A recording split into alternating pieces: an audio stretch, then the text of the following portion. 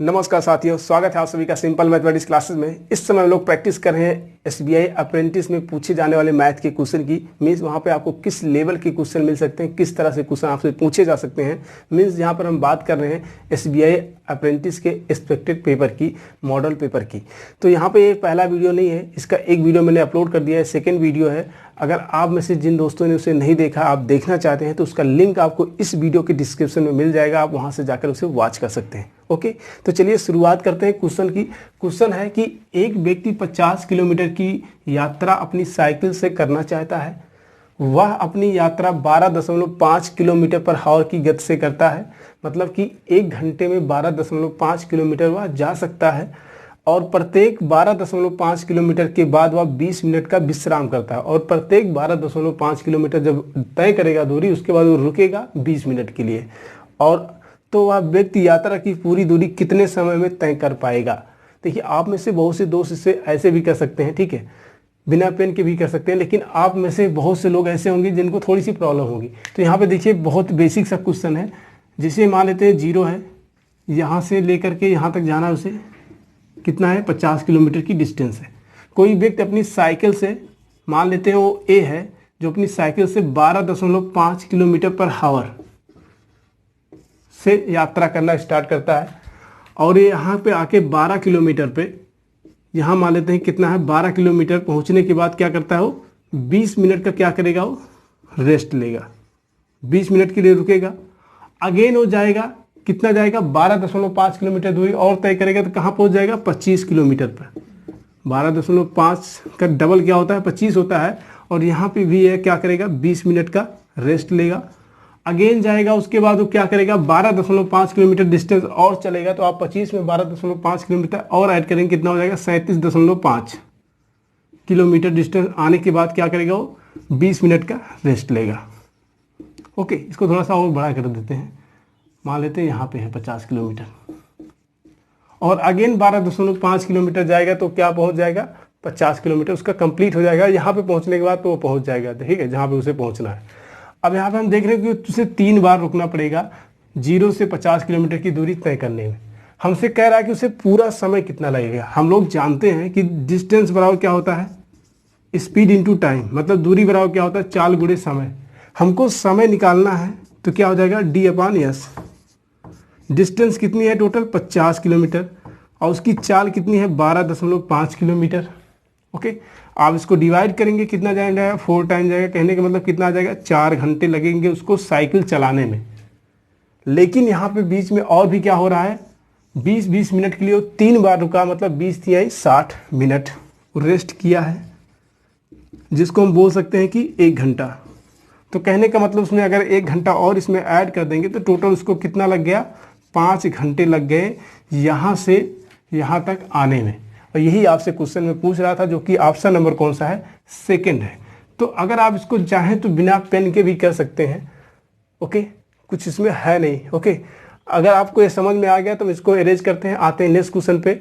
काफ़ी बेसिक सा क्वेश्चन है, इसमें और कुछ बताने लायक है नहीं, क्योंकि बहुत ही सिंपल है। कोई व्यक्ति है जिसको 50 किलोमीटर की डिस्टेंस तय करनी थी 12.5 किलोमीटर की रफ्तार से, और उससे कंडीशन ये थी कि 12.5 किलोमीटर डिस्टेंस जब पूरा करेगा तो वहाँ पे एक बार रुकेगा 20 मिनट के लिए। हमको पता है कि 12.5 को अगर हम 4 टाइम मल्टीप्लाई करेंगे कितना हो जाएगा, 50 हो जाएगा।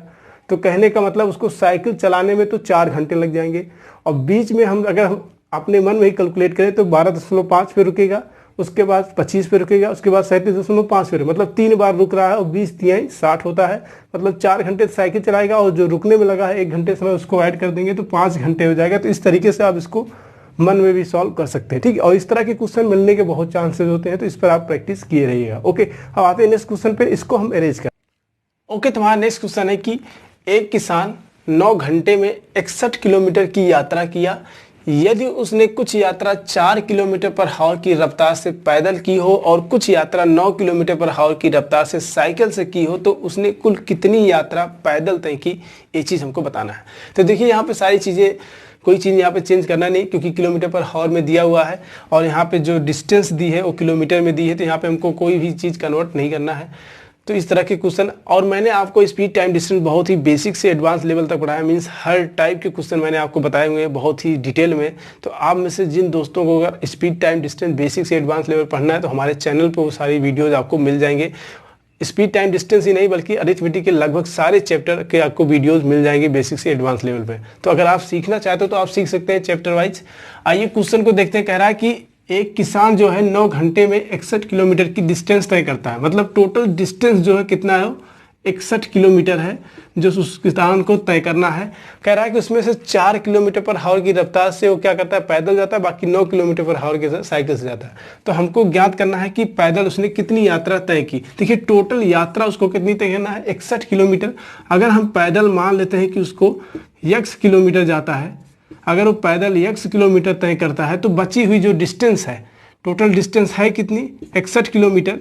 तो 61 से अगर हम जो पैदल चल रहा है उसको घटा देंगे तो बचेगा क्या, जो साइकिल से जाएगा। कहने का मतलब 61 माइनस x किलोमीटर वो क्या करेगा, साइकिल से तय करेगा। जबकि हमको पता है कि इस टोटल डिस्टेंस को तय करने में उसको कितना लगता है, 9 घंटे लगता है। और टाइम बराबर क्या होता है, डिस्टेंस अपॉन स्पीड। क्या होता है, डिस्टेंस अपॉन स्पीड। तो यहाँ पे अगर हम बात करें तो क्या हो जाएगा, अगर यहाँ पे हम देखें डिस्टेंस कितना है पैदल के लिए, x किलोमीटर है, और ये किस रफ्तार से जाता है, इसकी स्पीड कितना है, 4 किलोमीटर। और बात करें अगर हम साइकिल से, तो साइकिल से कितना जाता है, 61 माइनस x किलोमीटर जाता है, और यहाँ पे रफ्तार कितनी होगी, 9 किलोमीटर पर हावर। और इस सब में टाइम कितना लगेगा, टोटल 9 घंटे का। ओके, अब इसको आप सरल कर लीजिए, क्रॉस मल्टीप्लाई कर दीजिए, कितना हो जाएगा, ये हो जाएगा 9x, और इधर 4 से आप मल्टीप्लाई करेंगे कितना हो जाएगा, प्लस है ना बीच में, ये कितना हो जाएगा, 4 का नाम 4, 4 छंग 24, मतलब 244 आ गया, और माइनस 4x। ठीक है, यहाँ पे कंफ्यूज मत होइएगा इस तरह, ठीक है। और ये सब किसके इक्वल हैं, 9 के इक्वल हैं, और इसका एलसीएम कितना हो जाएगा, क्रॉस मल्टीप्लाई करेंगे प्लस इसको भी आपस में मल्टीप्लाई करेंगे, 9 चौक 36, और ये 36 इधर आ जाएगा, 9 × 36, और इसको आप घटाएंगे कितना हो जाएगा, प्लस 5x हो जाएगा, प्लस 244। अब इसको आप हल करेंगे तो क्या हो जाएगा, इसको आप पहले मल्टीप्लाई कर लीजिए, कितना 9 छक 54 हो गया, कैरी 4 आया, 9 तिक 27, 27 में आप 5 जोड़ेंगे कितना हो जाएगा, 32 हो जाएगा, और 244 इधर है, प्लस में इधर आएगा तो घट जाएगा। आप इसको घटा दीजिए, 0, 12 से 4 जाएगा तो 8 बचेगा, मतलब कि 80 आ गया, 5x, और 5 से आप इसको डिवाइड करेंगे कितना हो जाएगा, 16 पंचे 80 होता है। तो x की वैल्यू कितना आ गई, 16 किलोमीटर। कितना आ गई, 16 किलोमीटर। कहने का मतलब उसने पैदल कितना चला था, 16 किलोमीटर। ओके, अब आप 61 से 16 घटा देंगे तो आपको पता चल जाएगा कि उसने साइकिल से कितना चला था। ठीक है, साइकिल से कितना चला था पता चल जाएगा, 11 से 6 जाएगा, 5 बचेगा, और ये 5 से घटाएंगे 4, मतलब कि 45 किलोमीटर वो साइकिल से चला था। ओके, या मान लीजिए इसका रेशियो पूछ लेता कि पैदल और साइकिल से चलने का रेशियो कितना तो कितना हो जाता है, 16। ठीक है, इसको हल कर लेते हैं। और इसी तरीके से और भी क्वेश्चन पूछ सकता था, परसेंटेज में भी आपसे पूछ सकता था कि वो टोटल डिस्टेंस की कितना % डिस्टेंस पैदल चलता है। ठीक है, इस तरीके से भी क्वेश्चन आपसे पूछ सकता है, तो आप इसके लिए तैयार रहिएगा। ओके, आई होप ये क्वेश्चन आपको क्लियर हुआ होगा। आते हैं नेक्स्ट क्वेश्चन पे, इसको हम अरेंज करते हैं। ओके, तो हमारा अगला क्वेश्चन क्या है कि एक धनराशि जब 8 पैसे प्रति रुपया, मतलब कि 1 रुपए में 8 पैसे क्या मिलते हैं, ब्याज, तो प्रति महीने के साधारण ब्याज के आधार पर जोड़ी जाती है, तो 5 वर्षों में वह कितना हो जाती है, 1680 रुपये हो जाती है। मतलब ब्याज सहित, इसमें मूलधन भी है प्लस ब्याज भी, जिसको हम क्या बोलते हैं, मिश्र धन बोलते हैं। देखिए मिश्र धन बराबर क्या होता है, मिश्र धन बराबर होता है मूलधन, मतलब जो प्रिंसिपल होगा प्लस जो आपको ब्याज मिलेगा, साधारण ब्याज जो होगा, वो दोनों को मिला के हम क्या बोलते हैं, उसको मिश्र धन बोलते हैं। यही कह रहा है कि वो कितना हो जाता है, 1680 रुपये हो जाता है। तो वह धनराशि कितनी है, हमारा मूलधन कितना है, ये चीज़ हमको फाइंड करना है। तो हम मान लेते हैं कि हमारा मूलधन, जिसको हम प्रिंसिपल बोलते हैं इंग्लिश में, वो कितना है, x रुपया है। ठीक है, कितना है, x रुपये है। ओके, अब कह रहा है कि एक धनराशि जब 8 पैसे प्रति रुपये, ठीक है, 8 पैसे मतलब अगर आपको 100 में 8 रुपये ब्याज मिल रहे हैं तो आपको कितना % ब्याज मिल रहा है। ठीक है, 100 पैसे में आपको 8 पैसे ब्याज मिल रहे हैं। ठीक है, मतलब कि 8 पैसे ब्याज मिल रहे हैं 100 में, तो आप इसका % निकालेंगे कितना आएगा, ये 8% आएगा। कहने का मतलब आपको जो रेट है वो पता है कितना है, वो 8% का रेट है। ठीक है, 8% का रेट है। और टाइम कितना है, 5 वर्ष है। समय कितना दिया है आपको, 5 ईयर।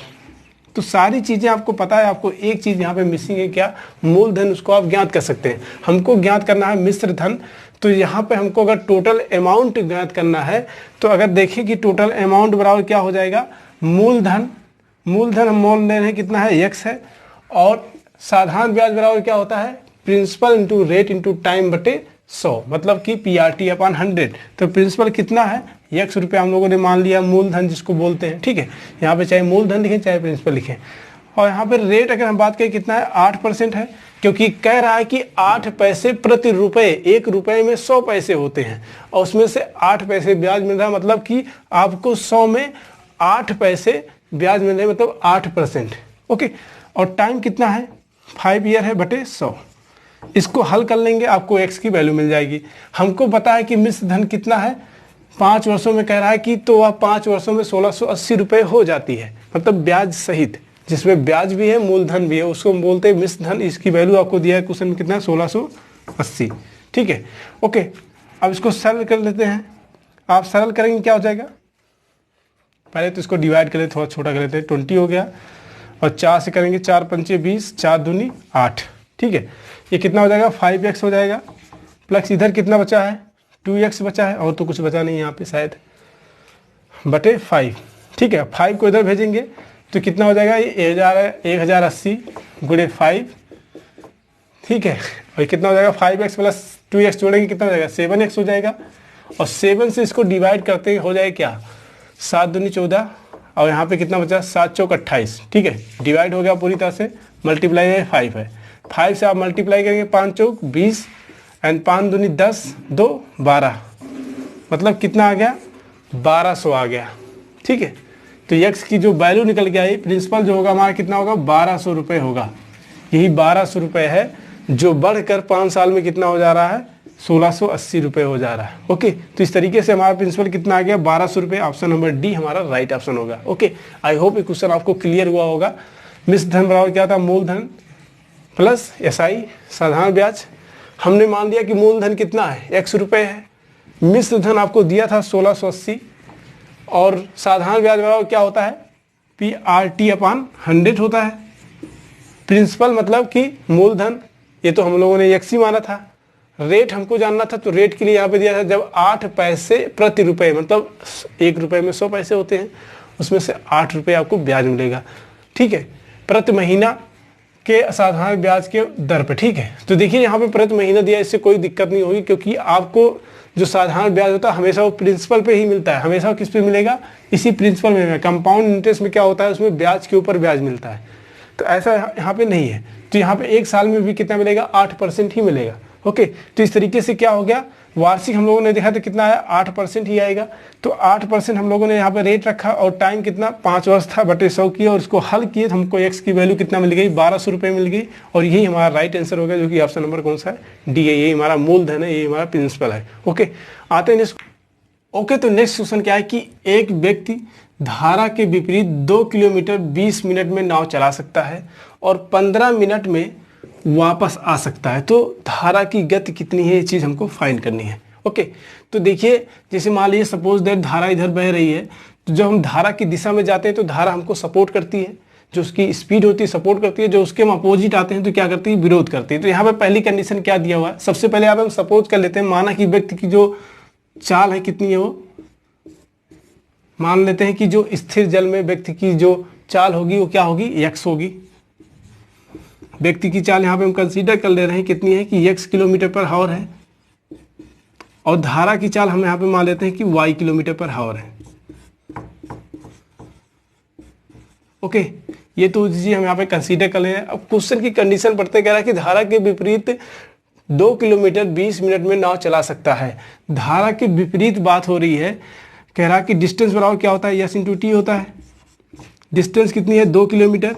धारा के विपरीत बात हो रही है, तो इसमें क्या होगी, जो व्यक्ति की चाल होगी उसमें से हम धारा की चाल माइनस कर देंगे। कहने का मतलब यहाँ पे जो स्पीड होगी क्या हो जाएगी हमारी, x माइनस वाई हो जाएगी। और टाइम कितना दिया है, 20 मिनट दिया है। इसको हम घंटे में कन्वर्ट कर लेते हैं, ठीक है, क्योंकि यहाँ पे हमने किलोमीटर पर हावर में कंसीडर किया और यहाँ पे जो डिस्टेंस है वो भी किलोमीटर में दी है, तो इसको हम क्या करते हैं, जो मिनट है इसको घंटे में कन्वर्ट कर लेते हैं, क्योंकि हमको पता है 1 घंटे में कितना होता है, 60 मिनट होता है। तो इस तरीके से अगर 20 मिनट दिया है तो अगर बटे 60 कर देंगे तो क्या हो जाएगा, घंटे में कन्वर्ट हो जाएगा।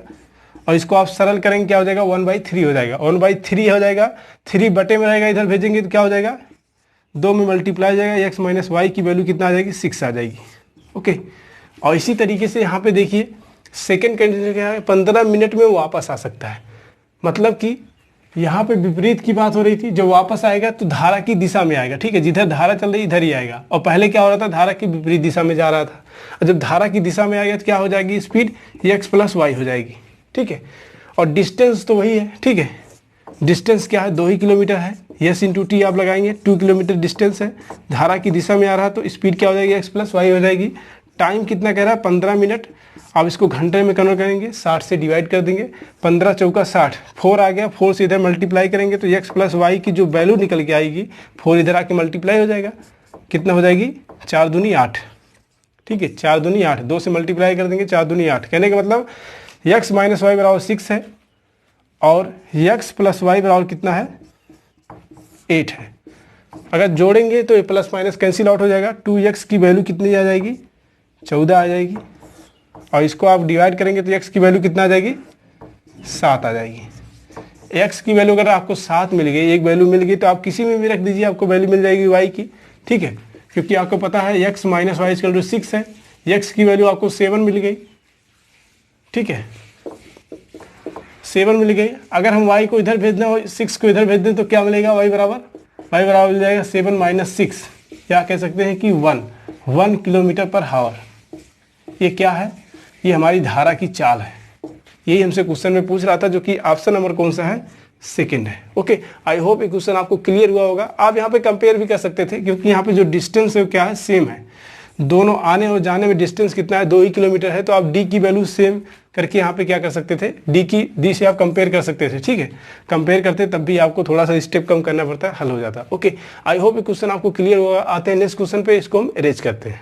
नेक्स्ट क्वेश्चन क्या है कि किसी राशि पर अर्धवार्षिक रूप से देय चक्रवृद्धि ब्याज है, ठीक है, अर्धवार्षिक रूप से चक्रवृद्धि ब्याज जो है यहाँ पे बात हो रही है, और उसी राशि पर एक वर्ष का सामान्य साधारण ब्याज का अंतर। ये दोनों चीज आप ध्यान दीजिएगा। यहाँ पे जो चक्रवृद्धि ब्याज की बात हो रही है, क्या कह रहा है, वो अर्धवार्षिक होगा, जबकि जो सामान्य ब्याज का है वो कह रहा है 1 वर्ष का सामान्य ब्याज का जो अंतर है कितना है, वो 180 रुपया है।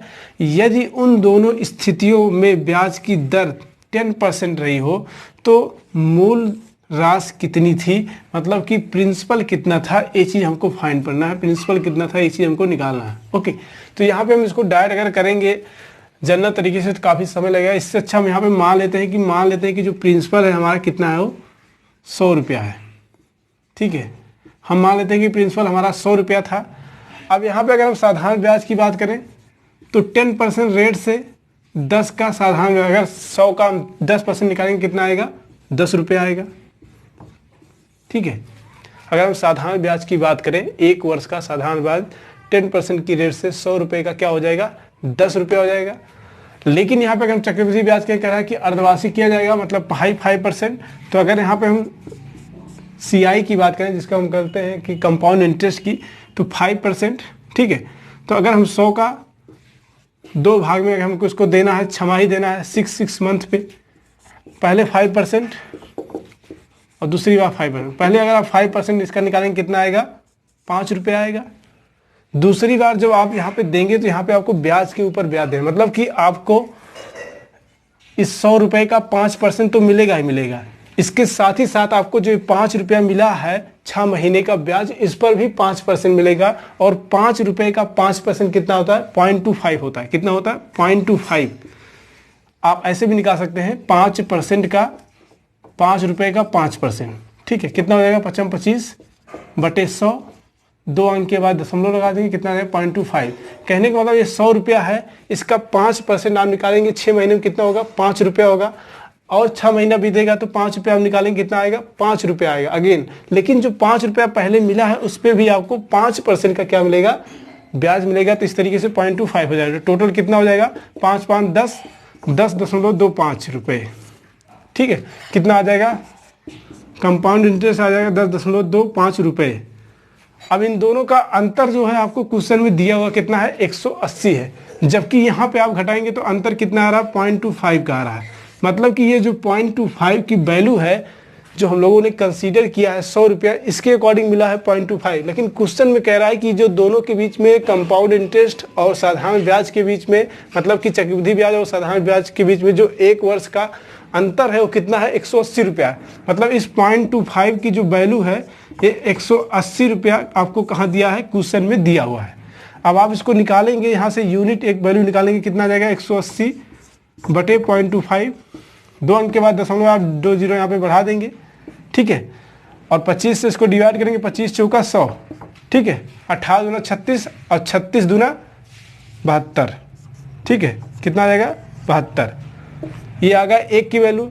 हमको एक यूनिट की वैल्यू कितना मिल गई, 7200 रुपये, और हम लोगों ने कंसीडर कितना माना है, 100 रुपया। तो अगर एक यूनिट की वैल्यू 7200 रुपया है तो 100 यूनिट की कितनी हो जाएगी, 2 जीरो और इंक्रीज हो जाएगा, ठीक है। ज़्यादा हो गया क्या,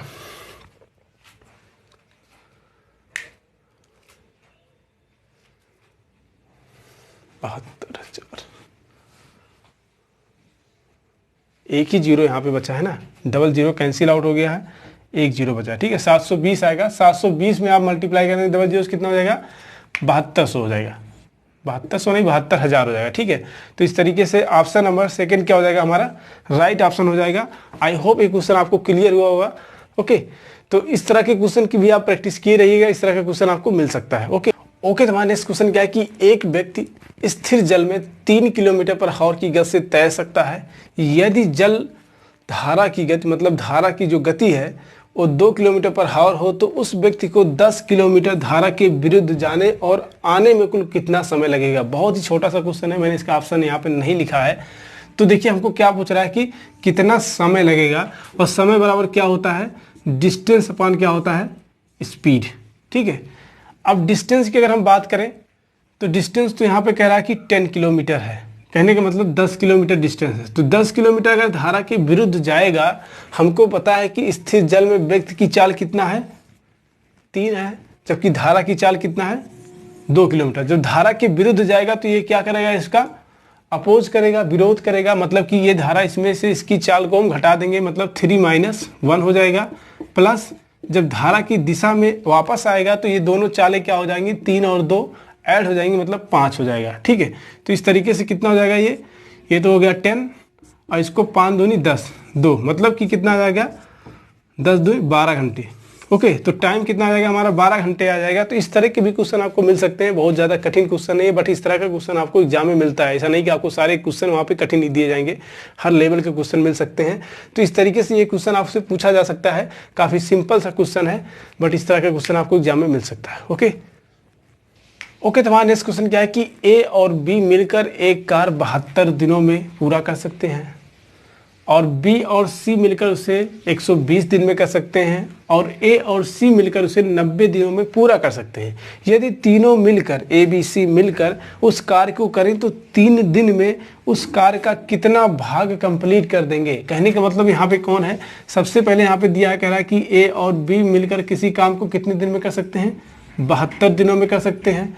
उसके बाद कह रहा है कि बी और सी मिलकर उसे 120 दिनों में कर सकते हैं, और उसके बाद ए और सी जो है वो उसे कितने दिनों में कर सकते हैं, 90 दिनों में कंप्लीट कर सकते हैं। ये आपको दिया हुआ है।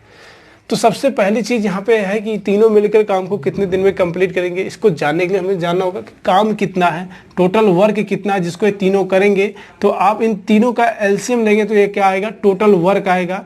और एलसीएम कैसे निकालते हैं मैंने आपको बताया था, जो सबसे छोटी संख्या होगी आप उसका टेबल पढ़ेंगे, और ऐसी संख्या जिसको 120 और 90 पूरी तरह से डिवाइड करेंगे विदाउट एनी रिमाइंडर, वही क्या होगा, हमारा एलसीएम होगा। तो यहाँ पे 72 है, 72 में कौन सी ऐसी संख्या से मल्टीप्लाई करेंगे हमको 0 मिल जाए, क्योंकि हम देख रहे हैं इन दोनों संख्याओं में 0 है। तो यहाँ पे 5 से अगर मल्टीप्लाई कर दे तो 5 दूनी 10 हो जाएगा, और 72 पंचे कितना होता है, 360 होता है। और 360 को 120 भी डिवाइड करेगा कितने टाइम में, 3 टाइम में, और ये भी डिवाइड करेगा कितने टाइम में, 4 टाइम में। ओके, तो इस तरीके से ऐसा नहीं है कि 360 ही ऐसी संख्या है जिसको ये तीनों पूरी तरह से डिवाइड कर रहे हैं, बहुत सारी संख्या होंगी, लेकिन हमको कौन सी संख्या लेना, लीस्ट कॉमन मल्टीपल। ठीक है, जो सबसे छोटा कॉमन मल्टीपल हो जिसको ये तीनों 90, 120 और 72 पूरी तरह से डिवाइड करें, वही हमारा क्या होगा, एलसीएम होगा। ओके, तो इस तरीके से हमारा एलसीएम कितना आ गया, 360 आ गया, जो कि हमारा टोटल वर्क को डिनोट कर रहा है, पूरा काम इतना है जिसको करना है इन तीनों को। ठीक है, अब यहाँ से हम एक चीज़ और निकाल सकते हैं, इनकी कैपेसिटी निकाल सकते हैं, इनकी कार्य क्षमता निकाल सकते हैं। अगर ए और बी की हम देखें एक दिन के कार्य करने की क्षमता कितनी है, तो 72 से आप 360 को डिवाइड करेंगे, कितना टाइम जाएगा, 5 टाइम जाएगा। ओके, 5 बार में डिवाइड है, मतलब एक दिन में ए और बी मिलकर इस 360 का 5 यूनिट काम कर सकते हैं, कंप्लीट कर देंगे। और इसके बाद हम बात करें बी और सी की, तो बी और सी कितना यूनिट काम करेंगे एक दिन में, 3 यूनिट काम करेंगे इस 360 का। और ए और सी की हम बात करें तो कितने यूनिट काम करेंगे ये, तो कितने करेंगे, 9 चौक 36, मतलब कि 4 यूनिट काम करेंगे। ओके, तो एक दिन में अगर हम देखें कि ए बी और सी तीनों मिलकर कितना काम कर रहे हैं, तो कितना कर रहे हैं, 5 कर रहे हैं, +3 +4, ये कौन कर रहा है, A plus B, B plus C and C plus A. ठीक है, मतलब कि यहाँ पे क्या हम लिख सकते हैं, 2a + b + c, और यहाँ पे अगर 2 को आप इधर भेजेंगे तो क्या हो जाएगा, इसको आप जोड़ लीजिए पहले, 4 3 7 5 12, और 2 को इधर भेजेंगे मल्टीपल में, इधर आएगा डिवाइड में हो जाएगा, मतलब 6 आ जाएगा। ठीक है, तो a + b + c की जो वैल्यू आ गई, क्या आ गई, 6 आ गई। मतलब एक दिन में a + b + c तीनों मिलकर इस 360 का कितना काम कर सकते हैं, 6 यूनिट काम कर सकते हैं। कह रहा कि 3 दिन तक ये काम करते हैं। अगर 3 दिन तक काम करेंगे तो 6 × 18 कितना यूनिट काम कर लेंगे, इस 360 का 18 यूनिट काम ये कंप्लीट कर देंगे, कितने दिन में, 3 दिन में। तो 360 का अगर ये 18 यूनिट काम कर ले रहे हैं तो ये कितना है, इसको आप डिवाइड कर दीजिए, 18 दूना 36, कहने का मतलब 1/20 भाग का होगा वो काम कंप्लीट कर देंगे, कितने दिन में, 3 दिन में। ये तीनों मिलकर 1/20 भाग उस काम का कंप्लीट कर देंगे। तो इस तरीके से ऑप्शन नंबर सेकंड क्या हो जाएगा, हमारा राइट ऑप्शन हो जाएगा। यही ऑप्शन हमारा क्या है, राइट ऑप्शन है। आई होप ये क्वेश्चन आपको क्लियर होगा। अगर इसको हम जनरल तरीके से करेंगे तो इसमें काफ़ी समय लगेगा, इस तरीके से करेंगे तो थोड़ा सा आसान रहेगा, जल्दी हो जाएगा। ओके, तो हमारा नेक्स्ट क्वेश्चन क्या है कि एक पिता की आयु और उसके बेटे की आयु का जो अनुपात है 7:3 है, उन दोनों की आयु का गुणनफल कितना है, 756 है। तो 6 वर्षों के बाद उनकी आयु का अनुपात क्या होगा, उनकी आयु का अनुपात क्या होगा 6 वर्षों बाद, ये चीज़ हमको बतानी है।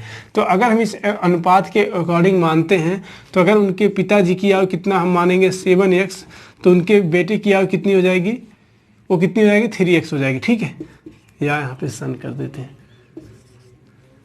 ओके, उसके बाद कह रहा है इन दोनों का जो गुणनफल है कितना है, 7x और 3x का जो गुणनफल है कितना दिया है, 756 दिया है। कितना है, 756। अगर आप 7 से काटेंगे तो कितना हो, 7 × 9 7, 7 चौक 28। अगेन आप 3 से काटेंगे तो 3 3 × 9, 3 6 18। ये कितना हो गया, x²। तो x की वैल्यू कितना आ गई, 6 आ गई। ओके, उसके बाद कह रहा है कि 6 वर्षों बाद उनकी आयु का अनुपात क्या होगा, तो 7x है प्लस 6 वर्ष बाद, और ये 3x प्लस 6 वर्ष बाद। तो आप x की वैल्यू पुट कर दीजिए तो कितना हो, 7 × 42, और 42 में आप 6 जोड़ेंगे कितना हो जाएगा, 48। ओके, और ये कितना हो जाएगा, 6 18 हो जाएगा, 18 में आप 6 जोड़ेंगे कितना हो जाएगा, 24 हो जाएगा, और 24 दूना 48, कहने का मतलब 2:1, और ये 2:1 ही हमारा क्या हो जाएगा, राइट आंसर होगा, जो कि ऑप्शन नंबर कौन सा है, सेकेंड है। ओके, आई होप ये क्वेश्चन क्लियर हुआ होगा। आते हैं नेक्स्ट क्वेश्चन पे, इसको हम इरेज करते हैं। अगला क्वेश्चन क्या है कि नमक एवं पानी के घोल में जिसमें 15% नमक था, 30 लीटर पानी के वाष्पीकृत होने के बाद शेष घोल में 20% नमक है, तो मूल घोल में कह रहा कि मूल घोल की मात्रा कितनी, शुरुआत में टोटल कितना घोल था नमक और पानी का, ये चीज़ हमको बताना है। देखिए, एक कोई घोल है जहाँ पे क्या है, वाटर है और साल्ट है। कह रहा है कि जिसमें 15% नमक है, 15% अगर नमक है तो बाकी बचा कितना, 85%, मतलब कि 85% वहाँ पे क्या है, पानी है। अगर इन दोनों का रेशियो ले लें तो क्या हो जाएगा, परसेंट से परसेंट आप निगलेक्ट कर दीजिए और इसको थोड़ा सा सरल कर देते हैं। तो क्या करेंगे, 5 3 15 हो गया, और ये कितना हो जाएगा, 5 × 9 5, 5 7 35, 17 हो जाएगा। ठीक है, अगेन कह रहा है कि इसमें 20 लीटर पानी वाष्पीकृत हो जाता है। 20 लीटर जो पानी है वो क्या होता है, उड़ जाता है, ठीक है। जब पानी उड़ जाएगा तो इनका परसेंट, किसका परसेंट, नमक तो उतना ही है, कांस्टेंट है, क्योंकि नमक तो उड़ेगा नहीं, साल्ट नहीं उड़ता है, तो बचा है, मतलब जो नमक की मात्रा है वो पानी की अपेक्षा थोड़ा सा बढ़ जाएगी। तो कह रहा है कि वो 20% नमक हो जाता है, मतलब कि नमक जो पहले 15 था वो क्या हो गया 20 हो गया, और पानी कितना बचा 80% बचा। अब यहाँ पे अगर हम रेशियोज को थोड़ा सा सरल करें कितना हो जाएगा, ये आ जाएगा 4:1, ठीक है।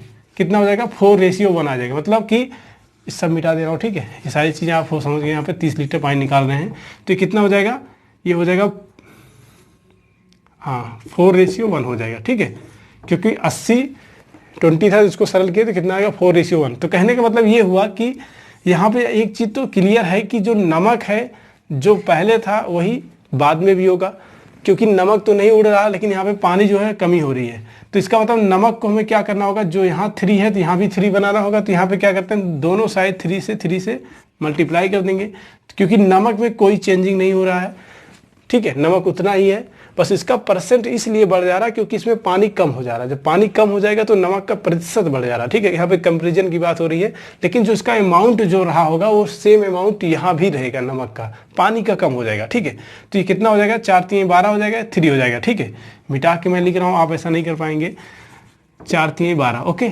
अब देखिए कितने की कमी आई है, यहाँ पे 5 की कमी आई है, ओके। और नमक को हमने इक्वल कर दिया है, जो पहले था वो ये भी है। लेकिन क्वेश्चन में कह रहा है कि 30 लीटर पानी वाष्पीकृत होता है, लेकिन हमारे अकॉर्डिंग कितना हो रहा है 5। तो इस 5 की वैल्यू 30 के डिनोट कर रही थी, यहाँ से 1 यूनिट की वैल्यू कितना आ जाएगी, 5×6 = 30, मतलब कि 1 यूनिट की वैल्यू कितना मिल गई हमको, 6 मिल गई। हमको कह रहा है स्टार्टिंग में कितना घोल था, तो अगर इसको हम इसको जोड़े, अनुपात को कितना है 17 + 3 कितना 20, और 1 की वैल्यू हमको पता है, अच्छा तो 20 की वैल्यू कितना होगी, 20 की वैल्यू कितना होगी, 6 से मल्टीप्लाई करें, 6×2=12, कितना जाएगा 120 लीटर। कहने का मतलब 120 लीटर पहले क्या था, उसमें घोल था जिसमें नमक और पानी थे। बाद में क्या हुआ कि इसमें से 30 लीटर जल जो है वाष्पीकृत हो गया, ओके। आई होप ये क्वेश्चन आपको समझ में आया। ऑप्शन नंबर 2 हमारा क्या हो जाएगा, राइट ऑप्शन हो जाएगा, ठीक है। तो इस तरह के भी क्वेश्चन आपको एग्जाम में मिल सकते हैं, इस पर भी आप प्रैक्टिस किए रहिएगा, ओके। आते हैं नेक्स्ट क्वेश्चन पे, इसको एरेज। नेक्स्ट क्वेश्चन क्या है कि दूध एवं पानी के 20 लीटर मिश्रण में 10% पानी है। कहने का मतलब 20 लीटर टोटल है, जिसमें कह रहा है कि वाटर कितना है 10% है। 10% मतलब कितना हो गया 2 लीटर। बाकी जो बचेगा वो क्या होगा, वो मिल्क होगा, जो कि कितना होगा 18 लीटर, ओके, जो कि कितना है 90% है।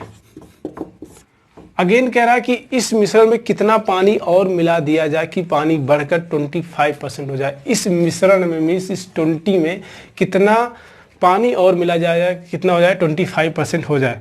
मतलब कि ये जो 2 लीटर है इसमें कितना और जोड़ दिया जाए। हम मान लेते हैं कि इसमें x लीटर पानी और मिला दिया जाएगा, तो क्या हो जाएगा, ये मिश्रण में कितना परसेंट हो जाएगा, ये 25% हो जाएगा। मतलब कि ये मिश्रण खुद का 100% है, मतलब 25% हो जाएगा, ठीक है। इसमें 25% जल हो जाएगा x जोड़ने से, ओके। अब इसको सरल करेंगे आप तो क्या हो जाएगा, आप क्रॉस मल्टीप्लाई कर दीजिए, कितना हो जाएगा 200 + 100x, और इधर कितना हो जाएगा 25 करेंगे तो कितना हो जाएगा 500 + 25x, ओके। आगे आप सरल करेंगे तो क्या हो जाएगा, इसको इधर ले या इधर ले आते हैं, इसको घटाए देंगे तो कितना 75x हो जाएगा, और इसको इधर भेजेंगे कितना हो जाएगा 300 हो जाएगा, ठीक है। अब इसको करेंगे तो कितना होगा 75×4 = 300 होता है, तो x की वैल्यू कितना आ गया 4 आ गया। कहने का मतलब अगर इसमें 4 लीटर इस 20 लीटर में और मिला देंगे पानी, तो क्या होगा, पानी क्या हो जाएगा, इस पूरे मिश्रण का 25% क्या हो जाएगा, उसमें जल हो जाएगा, 1/4 क्या हो जाएगा, जल हो जाएगा, जो कि ऑप्शन नंबर हमारा कौन सा है 4th है, ओके। आई होप ये क्वेश्चन क्लियर हुआ होगा, ओके। तो आज के वीडियो में बस इतना ही। उम्मीद करता हूँ ये वीडियो आपके लिए यूजफुल रहा। यदि आपको वीडियो अच्छा लगा तो लाइक करिए, अपने दोस्तों के साथ ज़्यादा से ज़्यादा इसको शेयर करिए, और मिलते हैं नेक्स्ट वीडियो में और नेक्स्ट क्वेश्चन के साथ।